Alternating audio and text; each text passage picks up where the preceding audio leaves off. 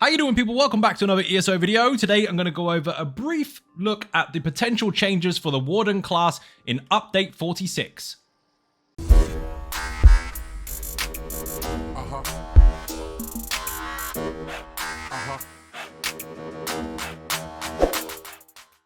So what's happened? Basically, the Warden has had a bit of an overhaul as far as passives are concerned, and they've made it a little bit more in tune with its own identity rather than completely nuking it because other classes might stack on top of them. Now, this is for the sake of balance. There are passive bonuses and skills that other classes have that affect them in combat just by being in combat in general, i.e. if you get a kill, or if you actually do X, Y, and Z types of damage. Those things can double stack when you start mixing classes together, so they had to bring some of them down just in case that happened while trying to make them still equally somewhat relevant to the individual class.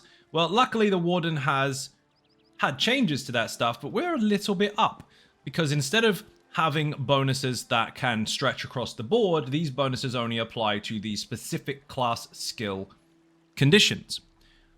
Let's give you an example. So, Animal Companion. This particular ability here, Bond of Nature, gives you a heal when your Animal Companion skills end. So if you fire this pet and it finishes, you heal. If you fire this, you heal.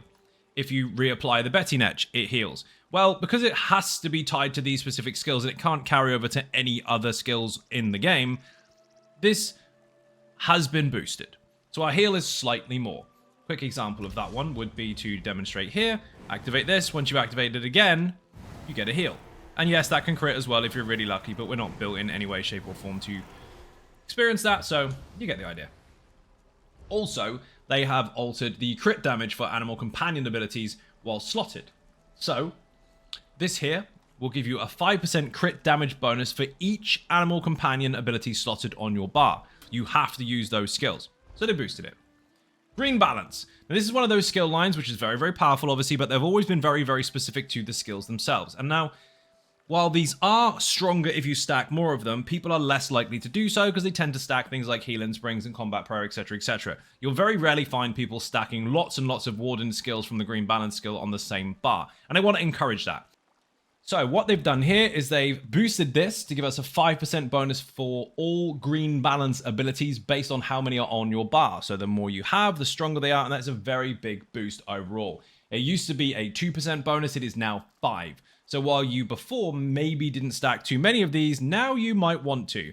Because if we go to the back bar and we start putting maybe a heal, and another heal, and an ulti, and then perhaps our crit bonus, which is also a heal as well, we'll get to that in a moment. You're looking at a massive 20% increase there, which makes your trees very, very strong. Now, the recovery bonus, most classes have got a reduction to their recovery bonuses because they're very, very easy to apply. You tend to have to do damage or kill something or just be in a fight when something dies. It's really easy to stack one then another and get multiples from multiple different sources. This one is unique to this particular healing skill line, which again, the devs have noted, is not used in conjunction with other skills as much. Along its own skill line. It's mostly just the ultimate and maybe one heal and the rest are all weapon skill lines. So they want to encourage more use of these skills.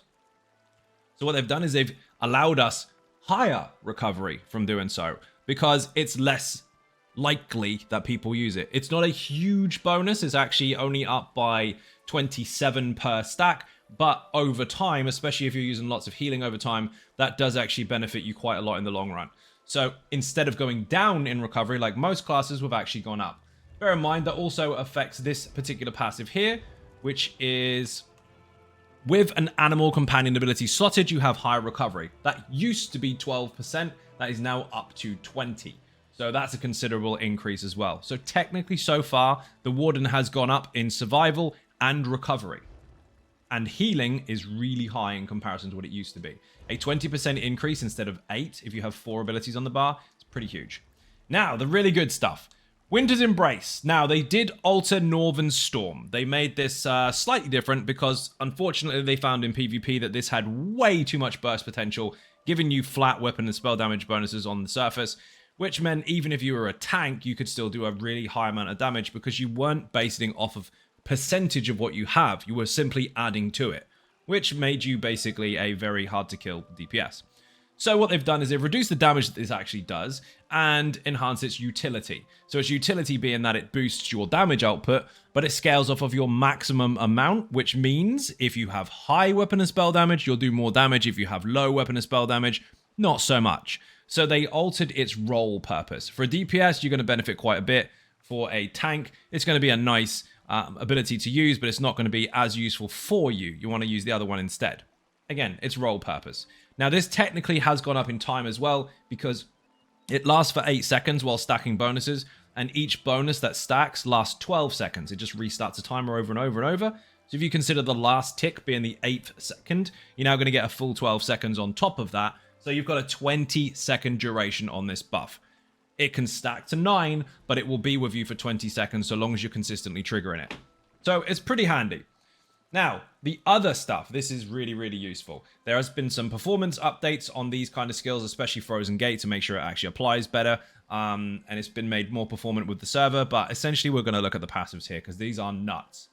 This, your chilled status effect chance is improved by 250%, and it's increased its damage by 238.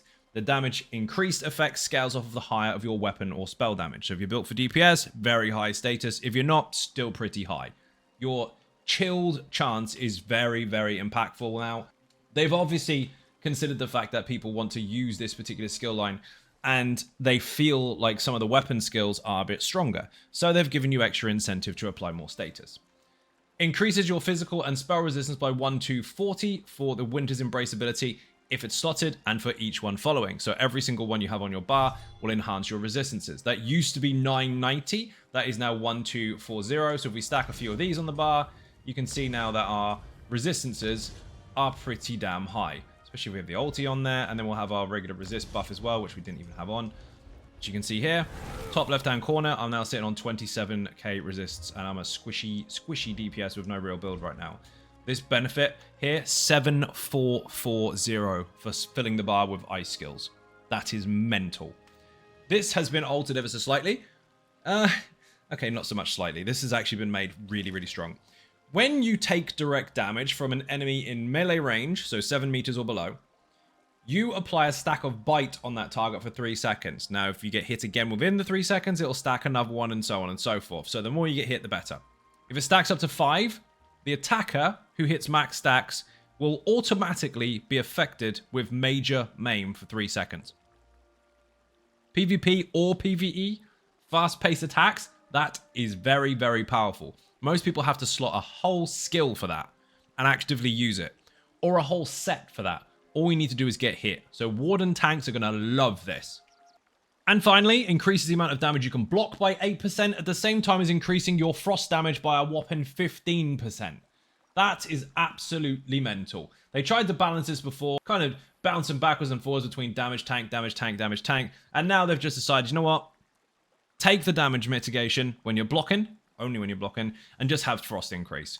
It's really, really nuts. Now, again, these passives and bonuses have all been considered very, very carefully when it comes to skill types and skill usage. You do actually have to have these present. You have to use them. It's not just, here's a passive that will cross through multiple different class skill lines. You do actually have to be very selective with your skill choices. It's not just a flat passive. If you get a kill, doesn't matter what you're using, you get free stuff. You have to actively use the skills. Healing, damage, and ice tanky skills are very much in tune with what people would like to use the word for, class identity. They have made it so that you are rewarded for deliberately choosing these, rather than just slotting it as a passive. Again, another example of that is the Necromancer. If you slot no skills whatsoever, but you just buy a passive from the Bone Tyrant skill line, you automatically get 1.2k health. If you are a Dragon Knight and you do burn-in or poison status effects, you automatically increase that damage. So there are some that don't require any slotting of skills or any active skills whatsoever. So they're very, very easy. This is about you deliberately making these choices.